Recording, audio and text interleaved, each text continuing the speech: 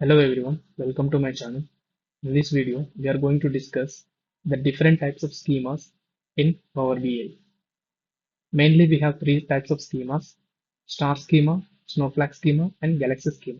First of all, we will discuss about star schema. In star schema, we will have one fact table, and that fact table is surrounded by different dimension tables as shown here.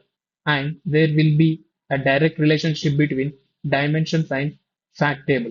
And if you link all the dimension tables with the fact table, it will resembles a star as shown here. Next, we have snowflake schema. In snowflake schema, there will be a central fact table, but the dimension tables are broken into smaller related tables. For example, if we consider dim product, it is broken into dim product category and dim brand.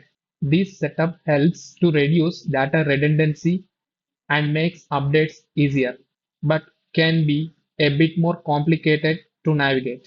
In simple words, we can say that in Snowflake schema, along with having the direct relationship between facts and dimensions, there will also exist relationship between subdimensions and dimension tables.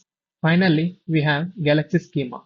Just have a think of galaxy with multiple stars. In the same way, we will have multiple fact tables in galaxy schema, and each fact table resembles different aspects of our business like sales, revenue, and shippings. These fact tables share common dimension tables like branch and date, linking them together.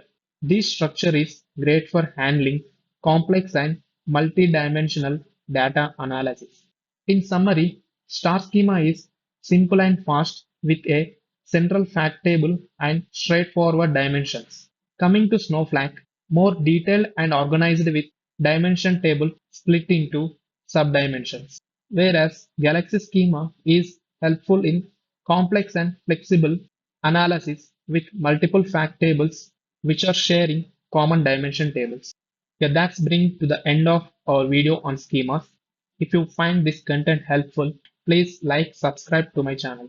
If you have any questions, drop in the comments. Thank you.